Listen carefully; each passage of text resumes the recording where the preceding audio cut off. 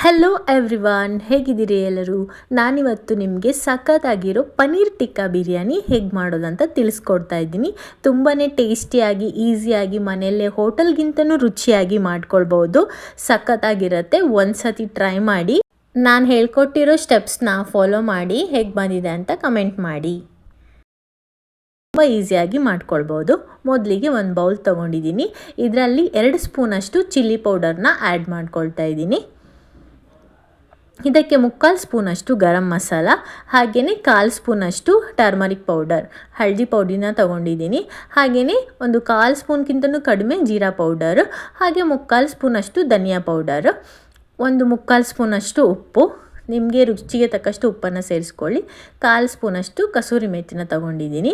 ಹಾಗೆಯೇ 1 ಸ್ಪೂನಷ್ಟು ಕುಕ್ಕಿಂಗ್ ಆಯಿಲ್ನ ಸೇರಿಸ್ಕೊಳ್ತಾ ಇದ್ದೀನಿ. ಹಾಗೆ home made ginger garlic paste, ನಾನಿದು ಮನೆಯಲ್ಲೇ ಜಿಂಜರ್ ಗಾರ್ಲಿಕ್ ಪೇಸ್ಟ್ ಮಾಡ್ಕೊಂಡಿದ್ದೀನಿ, ಅದನ್ನು ಸೇರಿಸ್ಕೊಳ್ತಾ ಇದ್ದೀನಿ 1 ಸ್ಪೂನಷ್ಟು. ಹಾಗೆ ಇಲ್ಲಿ ಮೊಸರು, ಗಟ್ಟಿ ಮೊಸರು ತೊಗೊಳ್ಬೇಕು, 2 ಸ್ಪೂನಷ್ಟು ಮೊಸರು ತೊಗೊಂಡಿದ್ದೀನಿ. ಇದನ್ನೆಲ್ಲ ಚೆನ್ನಾಗಿ ಮಿಕ್ಸ್ ಮಾಡಿಕೊಳ್ಬೇಕು. ಉಪ್ಪು, ಖಾರ, ಮೊಸರು ಎಲ್ಲದು ಚೆನ್ನಾಗಿ ಮಿಕ್ಸ್ ಆಗಬೇಕು. ನೀವು ಗಟ್ಟಿ ಮೊಸರು ಸಿಕ್ಕಿಲ್ಲ ಅಂದರೆ ಏನು ಮಾಡಬೇಕಂದ್ರೆ, ಜರಡಿ ಇರುತ್ತಲ್ಲ, ಜರಡಿಗೆ ಮೊಸರನ್ನು ಹಾಕ್ಕೊಂಡು ಅಡಿಗಡೆ ಒಂದು ಬೌಲಿಟ್ಟು ಒಂದು 10ರಿಂದ 15 ನಿಮಿಷ ಬಿಟ್ಟರೆ ಅದು ನಿಮಗೆ ನೀರೇನಿದೆ, ಮೊಸರಲ್ಲಿರೋ ನೀರೆಲ್ಲ ಕೆಳಗಡೆ ಸ್ಟೋರ್ ಆಗಿ ನಿಮಗೆ ಗಟ್ಟಿ ಮೊಸರು ಸಿಗುತ್ತೆ. ಇವಾಗ 1 ಸ್ಪೂನಷ್ಟು ಕಾರ್ನ್ಫ್ಲೋರ್ನ ಸೇರಿಸ್ಕೊಳ್ತಾ ಇದ್ದೀನಿ, ಇದು ಕೋಟಿಂಗ್ಗೋಸ್ಕರ. ಇವೆಲ್ಲವನ್ನು ಚೆನ್ನಾಗಿ ಮಿಕ್ಸ್ ಮಾಡಿಕೊಳ್ಬೇಕು.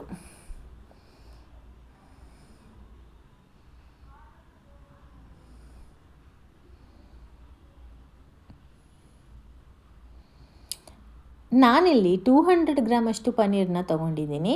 ಪನ್ನೀರ್ ಕೋಟ್ ಮಾಡ್ಕೊಳ್ಳಿಕ್ಕೆ ಮಸಾಲ ರೆಡಿಯಾಗಿದೆ. ಇವಾಗ ಇದಕ್ಕೆ ನಾನಿಲ್ಲಿ 200 ಗ್ರಾಮಷ್ಟು ಪನ್ನೀರನ್ನ ಸೇರಿಸ್ಕೊಳ್ತಾ ಇದ್ದೀನಿ. ನಾನು ಪನ್ನೀರನ್ನ ಇಷ್ಟು ಥಿಕ್ನೆಸ್ಸಲ್ಲಿ ಇಟ್ಟಿದ್ದೀನಿ, ನೋಡ್ಬೋದು ನೀವಿಲ್ಲಿ. ಸ್ವಲ್ಪ ದಪ್ಪನೇ ಪನ್ನೀರ್ ಪೀಸಸ್ನ ಕಟ್ ಮಾಡ್ಕೊಳ್ಳಿ, ನೋಡೋಕ್ಕೂ ಚೆನ್ನಾಗಿರುತ್ತೆ.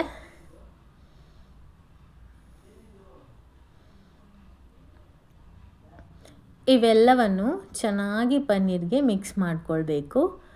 ಮೆಲ್ಲಗೆ ಮಿಕ್ಸ್ ಮಾಡಿಕೊಳ್ಳಿ, ನಿಧಾನವಾಗಿ ಮಿಕ್ಸ್ ಮಾಡ್ಕೊಳ್ಬೇಕು. ಪ್ರತಿಯೊಂದು ಪನ್ನೀರ್ಗೂ ನಾವು ಹಾಕಿರುವಂಥ ಮಸಾಲೆ ಚೆನ್ನಾಗಿ ಕೋಟ್ ಆಗೋವರೆಗೆ ಮಿಕ್ಸ್ ಮಾಡಿಕೊಳ್ಳಿ.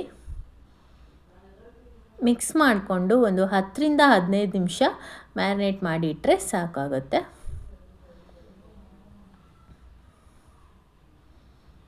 ನಾನಿಲ್ಲಿ ಪನ್ನೀರನ್ನ ಮ್ಯಾರಿನೇಟ್ ಮಾಡೋಕೆ ಇಟ್ಟು 15 ಮಿನಿಟ್ಸ್ ಆಗಿದೆ. ಇವಾಗ ಪನ್ನೀರನ್ನ ಫ್ರೈ ಮಾಡ್ಕೊಳ್ಳೋಣ. ನಾನಿಲ್ಲಿ ಗ್ಯಾಸನ್ನು ಆನ್ ಮಾಡಿ ಪಾತ್ರೆನ ಇಟ್ಟಿದ್ದೀನಿ.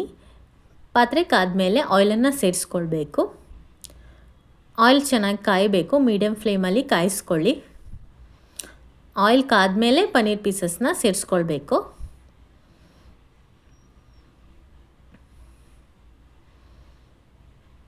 ಆಯಿಲ್ ಚೆನ್ನಾಗಿ ಕಾಯಲಿ.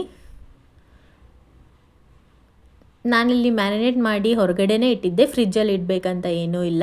ನೀವು ಮ್ಯಾರಿನೇಟ್ ಮಾಡುವಾಗ ಗಟ್ಟಿ ಮೊಸರು ಯೂಸ್ ಮಾಡೋದ್ರಿಂದ ನೀರೇನು ಬಿಟ್ಕೊಳ್ಳಲ್ಲ. ನಾವು ಹೇಗೆ ಮ್ಯಾರಿನೇಟ್ ಮಾಡಿ ಇಟ್ಟಿರ್ತೀವೋ ಹಾಗೇ ಇರುತ್ತೆ. ಇವಾಗ ಆಯಿಲ್ ಕಾದಿದೆ, ಒಂದೊಂದೇ ಪನ್ನೀರ್ ಪೀಸಸ್ನ ಆಯಿಲಿಗೆ ಹಾಕಿ ಫ್ರೈ ಮಾಡ್ಕೊಳ್ಳೋಣ. ಒಂದೊಂದಾಗಿ ಸೇರಿಸ್ಕೊಳ್ಬೇಕು ಆಯಿಲ್ಗೆ.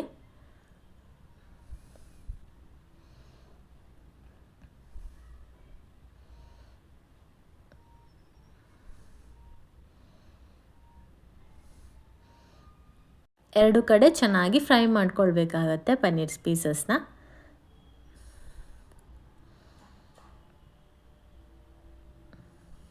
ಒಂದು ಕಡೆ ಕಾದ್ಮೇಲೆ ಇನ್ನೊಂದು ಕಡೆ ಫ್ರೈ ಮಾಡ್ಕೊಳ್ಬೇಕು. ಇವಾಗ ಒಂದು ಸೈಡ್ ಫ್ರೈ ಆಗಿದೆ, ಮೆಲ್ಲಗೆ ಇನ್ನೊಂದು ಸೈಡನ್ನು ಫ್ರೈ ಮಾಡ್ಕೊಳ್ಳೋಣ.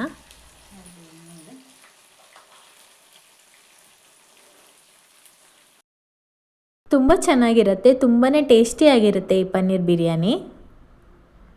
ನೀವು ವೆಜಿಟೇರಿಯನ್ ಆಗಿದ್ದರೆ ಇದನ್ನು ಟ್ರೈ ಮಾಡಿ, ತುಂಬಾ ಸಖತ್ತಾಗಿರುತ್ತೆ, ಟೇಸ್ಟಿಯಾಗಿರುತ್ತೆ. ನಿಮಗೂ ತುಂಬ ಲೈಕ್ ಆಗುತ್ತೆ ಅಂತ ಅಂದ್ಕೊಳ್ತೀನಿ. ಟ್ರೈ ಮಾಡಿ, ಹೇಗೆ ಬಂದಿದೆ ಅಂತ ನನಗೆ ತಿಳಿಸಿ.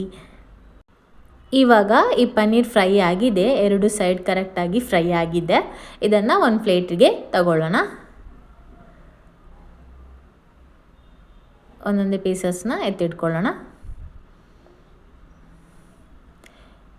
ಈ ಪನ್ನೀರ್ ಟಿಕ್ಕಾ ಮಸಾಲ ಏನು ಹಾಕಿ ನಾವು ಇವಾಗ ಪನ್ನೀರ್ ಫ್ರೈ ಮಾಡಿದ್ವಲ್ಲ, ಇದನ್ನು ರೈಸ್ ಮತ್ತು ದಾಲ್ ಜೊತೆ ಸೈಡ್ಸಲ್ಲಿ ಹಾಕಿ ತಿನ್ಬೋದು, ಮತ್ತು ನೀವು ಸ್ಟಾರ್ಟರ್ಸ್ ಆಗಿ ತಿನ್ಬೋದು. ಹಾಗೆಯೇ ಇದನ್ನು ನೀವು ಸ್ನ್ಯಾಕ್ಸ್ ಟೈಪಲ್ಲಿ ತಿನ್ಬೋದು. ತುಂಬ ಟೇಸ್ಟಿಯಾಗಿರುತ್ತೆ. ಇವಾಗ ಎಲ್ಲ ಪನ್ನೀರನ್ನ ಪ್ಲೇಟ್ಗೆ ಎತ್ತಿಟ್ಕೊಂಡಿದ್ದಾಗಿದೆ. ಇವಾಗ ಇದನ್ನು ಸೈಡಲ್ಲಿ ತೆಗೆದಿಟ್ಕೊಳ್ಳೋಣ. ನಾವು ಪನ್ನೀರನ್ನ ಫ್ರೈ ಮಾಡಿಕೊಂಡು ಮಿಕ್ಕಿರುವಂಥ ಆಯಿಲ್ಗೆ ಒಂದು 4-5 ಚಕ್ಕೆನ ಸೇರಿಸ್ಕೊಳ್ತಾ ಇದ್ದೀನಿ. ಹಾಗೆ ಸ್ವಲ್ಪ ಕಸೂರಿ ಮೇಥಿನ ಸೇರಿಸ್ಕೊಳ್ತಾ ಇದ್ದೀನಿ. ಹಾಗೆ 1 ಸ್ಪೂನಷ್ಟು ಸೋಂಪನ್ನು ಸೇರಿಸ್ಕೊಳ್ತಾ ಇದ್ದೀನಿ.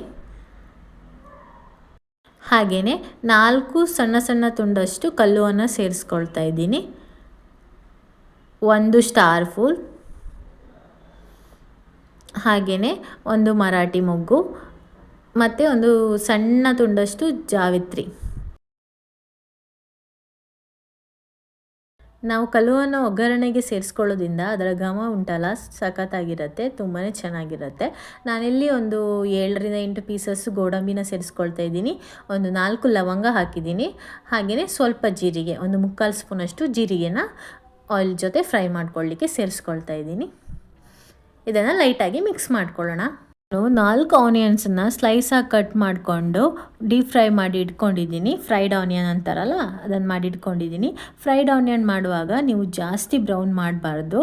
ಜಾಸ್ತಿ ಬ್ರೌನ್ ಮಾಡಿದರೆ ಮಸಾಲೆ ಎಲ್ಲ ಫ್ರೈ ಆಗುವಾಗೂ ಫ್ರೈ ಆಗಿ ಲಾಸ್ಟಿಗೆ ನಿಮ್ಮ ಬಿರಿಯಾನಿ ಕಹಿ ಬರುತ್ತೆ. ಹಾಗಾಗಿ ಜಾಸ್ತಿ ಫ್ರೈ ಮಾಡ್ಕೊಳ್ಬೇಡಿ. ನಾನು ಮಾಡ್ಕೊಂಡಿದ್ದೀನಲ್ಲ ಅಷ್ಟು ಮಾಡಿಕೊಂಡ್ರೆ ಕರೆಕ್ಟಾಗಿರುತ್ತೆ. ನಾನು ಮಾಡ್ಕೊಂಡಿರುವಂಥ ಫ್ರೈಡ್ ಆನಿಯನ್ನಲ್ಲಿ ನಾನು 3/4 ಭಾಗ ಫ್ರೈಡ್ ಆನಿಯನ್ ಸೇರಿಸ್ಕೊಳ್ತಾ ಇದ್ದೀನಿ. ಸ್ವಲ್ಪ ಎತ್ತಿಟ್ಟಿದ್ದೀನಿ. ಇಲ್ಲಿ ನಾನು 6 ಮೆಣಸನ್ನು ಉದ್ದುದ್ದಕ್ಕೆ ಕಟ್ ಮಾಡಿ ಸೇರಿಸ್ಕೊಳ್ತಾ ಇದ್ದೀನಿ. ಹಾಗೆಯೇ ಇಲ್ಲಿ ಜಿಂಜರ್ ಗಾರ್ಲಿಕ್ ಪೇಸ್ಟನ್ನು ಸೇರಿಸ್ಕೊಳ್ತಾ ಇದ್ದೀನಿ, 1.5 ಸ್ಪೂನಷ್ಟು. ಚೆನ್ನಾಗಿ ಹಸಿ ಸ್ಮೆಲ್ ಹೋಗೋ ತನಕ ಫ್ರೈ ಮಾಡ್ಕೊಳ್ಬೇಕು.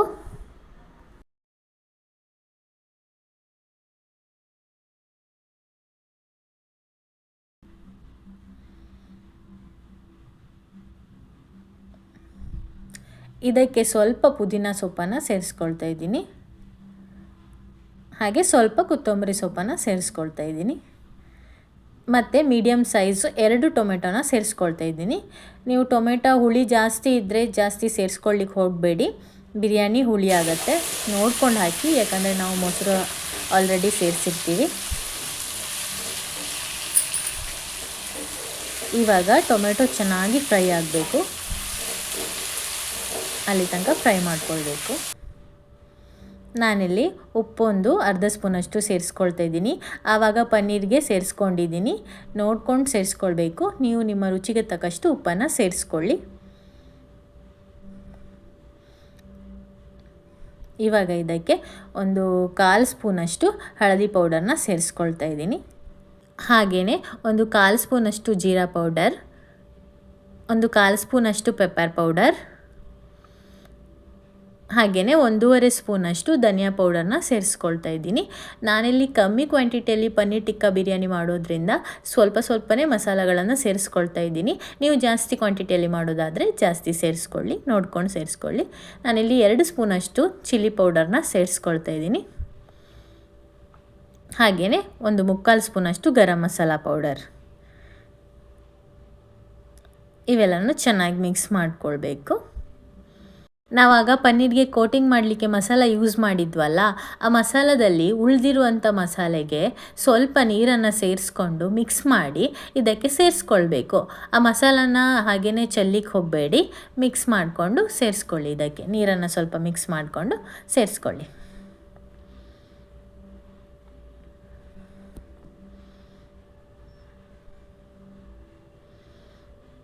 ಇವಾಗ ಇದನ್ನು ಮಿಕ್ಸ್ ಮಾಡ್ಕೊಳ್ಳೋಣ.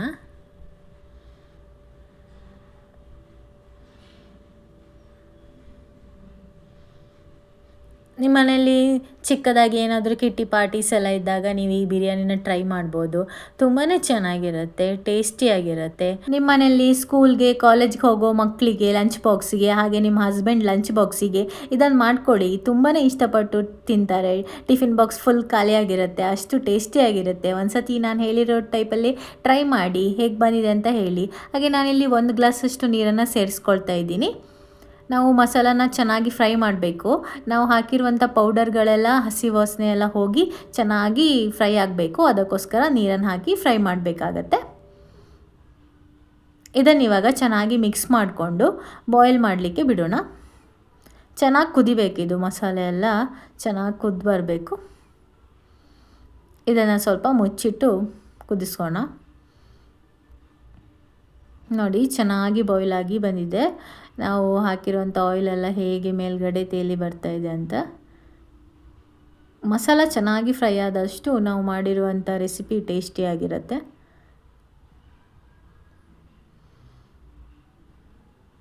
ಆನಿಯನ್ನು, ಟೊಮೆಟೊ ಎಲ್ಲ ಎಷ್ಟು ಸ್ಮ್ಯಾಶ್ ಆಗಿ ಫ್ರೈ ಆಗಿದೆ ನೋಡಿ. ಚೆನ್ನಾಗಿ ಹೊಂದ್ಕೊಂಡು ಮಸಾಲೆ ಹೇಗೆ ಬಂದಿದೆ ಅಂತ ನೋಡ್ಬೋದು ನೀವಿಲ್ಲಿ. ಇವಾಗ ನಾವು ಫ್ರೈ ಮಾಡಿ ಇಟ್ಟಿದ್ದೀವಲ್ಲ ಪನ್ನೀರು, ಅದನ್ನು ಸೇರಿಸ್ಕೊಳ್ಳೋಣ. ನಾನು ಒಂದೊಂದೇ ಪನ್ನೀರ್ ಫ್ರೈ ಮಾಡಿರೋದನ್ನು ಸೇರಿಸ್ಕೊಳ್ತಾ ಇದ್ದೀನಿ.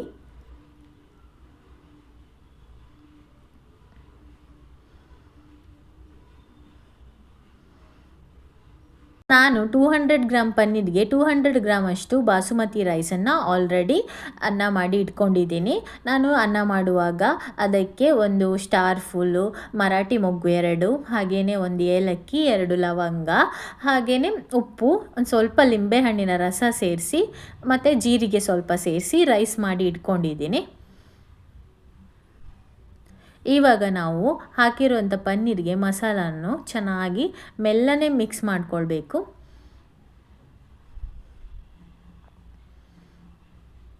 ಮೆಲ್ಲಗೆ ಮಿಕ್ಸ್ ಮಾಡಿಕೊಳ್ಬೇಕು. ಮಸಾಲೆ ಎಲ್ಲ ಪನ್ನೀರ್ಗೆ ಚೆನ್ನಾಗಿ ಮಿಕ್ಸ್ ಆಗಬೇಕು.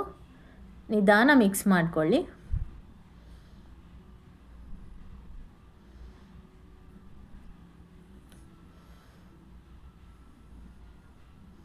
ನಾನು ಹೇಗೆ ಮಿಕ್ಸ್ ಮಾಡ್ಕೊಳ್ತಿದ್ದೀನೋ ನೀವು ಹಾಗೇ ಮಿಕ್ಸ್ ಮಾಡ್ಕೊಳ್ಳಿ.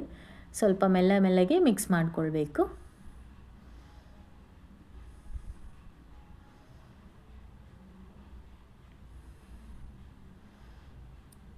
ಇವಾಗ ಇದಕ್ಕೆ ನಾವು ಏನು ಮಾಡಿಟ್ಕೊಂಡಿದ್ದೀವಿ ರೈಸು, ಅದನ್ನು ಸೇರಿಸ್ಕೊಳ್ಬೇಕು. ನೀವು ರೈಸ್ ಮಾಡುವಾಗ ಅದಕ್ಕೆ ಸ್ವಲ್ಪ ಆಯಿಲ್ನ ಸೇರಿಸ್ಕೊಂಡು ರೈಸ್ ಮಾಡಿಕೊಳ್ಳಿ. ಒಂದು ರೈಸಿಗೆ ಇನ್ನೊಂದು ರೈಸು ಅಂಟ್ಕೊಳ್ಳಲ್ಲ. ಅನ್ನ ಚೆನ್ನಾಗಿ ಉದ್ರಾಗಿ ಬರುತ್ತೆ. ಏನು ಹೇಳ್ತೀರಿ, ಹರಳಾಗಿ ಬರುತ್ತೆ ಅಂತ, ಆ ಥರ ಚೆನ್ನಾಗಿ ಬರುತ್ತೆ. ಸ್ವಲ್ಪ ರೈಸ್ ಮಾಡಿದ ಮೇಲೆ ಒಂದು ಅಗಲವಾದ ಪ್ಲೇಟ್ಗೆ ಹಾಕಿ ಸ್ವಲ್ಪ ಫ್ಯಾನ್ ಕೆಳಗಡೆ ಇಡಿ ಕೂಲ್ ಆಗಲಿಕ್ಕೆ. ಆವಾಗ ಉದ್ರಾಗಿರುತ್ತೆ. ಸ್ವಲ್ಪ ಸಾಫ್ಟ್ ಆಗಿದ್ದರೂ ಕೂಡ ಕರೆಕ್ಟ್ ಆಗುತ್ತೆ. ಇವಾಗ ನಾನು ಎಲ್ಲ ರೈಸನ್ನು ಸೇರಿಸ್ಕೊಳ್ತಾ ಇದ್ದೀನಿ. ನಾನು ಸ್ವಲ್ಪ ಕ್ವಾಂಟಿಟಿಯಲ್ಲಿ ಮಾಡ್ಕೊಳ್ಳೋದ್ರಿಂದ ಸಿಂಗಲ್ ಲೇಯರೇ ಹಾಕ್ತಾಯಿದ್ದೀನಿ ರೈಸನ್ನು.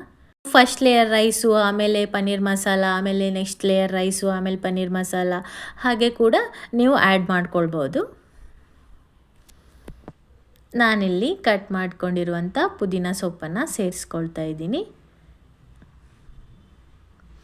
ಹಾಗೆಯೇ ಕೊತ್ತಂಬರಿ ಸೊಪ್ಪು ಕಟ್ ಮಾಡ್ಕೊಂಡಿರೋದು ಸೇರಿಸ್ಕೊಳ್ತಾ ಇದ್ದೀನಿ.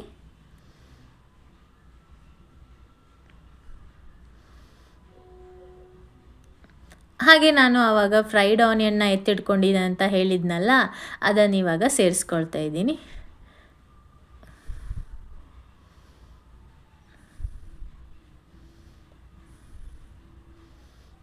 ಚೆನ್ನಾಗಿ ಎಲ್ಲ ಕಡೆನೂ ಸ್ಪ್ರೆಡ್ ಮಾಡಿಕೊಳ್ಬೇಕು.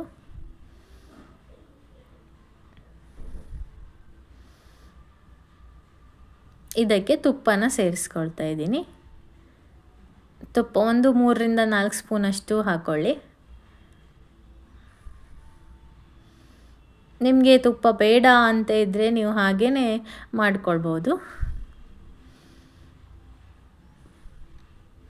ನಾನು ಜಾಸ್ತಿ ತುಪ್ಪ ಯೂಸ್ ಮಾಡ್ತಾ ಇಲ್ಲ, ಲೈಟಾಗಿ ಸೇರಿಸ್ಕೊಳ್ತಾ ಇದ್ದೀನಿ. ತುಂಬಾ ಟೇಸ್ಟಿಯಾಗಿರುತ್ತೆ. ನೀವು ಟ್ರೈ ಮಾಡಿ ಮನೆಯಲ್ಲಿ ಪನ್ನೀರ್ ಟಿಕ್ಕಾ ಬಿರಿಯಾನಿನ. ಇವಾಗ ಇದನ್ನು ಕ್ಲೋಸ್ ಮಾಡಿ ಇಡೋಣ.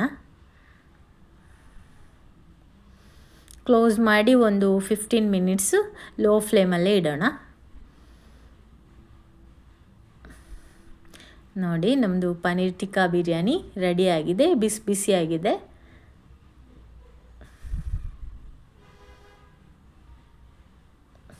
ನೋಡ್ಬೋದು ನೀವಿಲ್ಲಿ.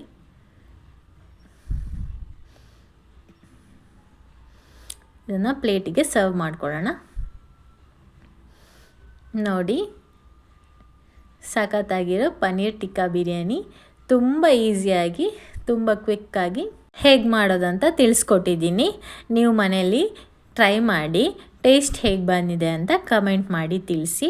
ಹಾಗೆ ನನ್ನ ಚಾನಲ್ನ ಸಬ್ಸ್ಕ್ರೈಬ್ ಮಾಡಿ, ವಿಡಿಯೋ ಇಷ್ಟ ಆಗಿದ್ದರೆ ಲೈಕ್ ಮಾಡಿ, ಶೇರ್ ಮಾಡಿ. ಮತ್ತೆ ಮುಂದಿನ ವಿಡಿಯೋದಲ್ಲಿ ಸಿಗ್ತೇನೆ. ಧನ್ಯವಾದಗಳು.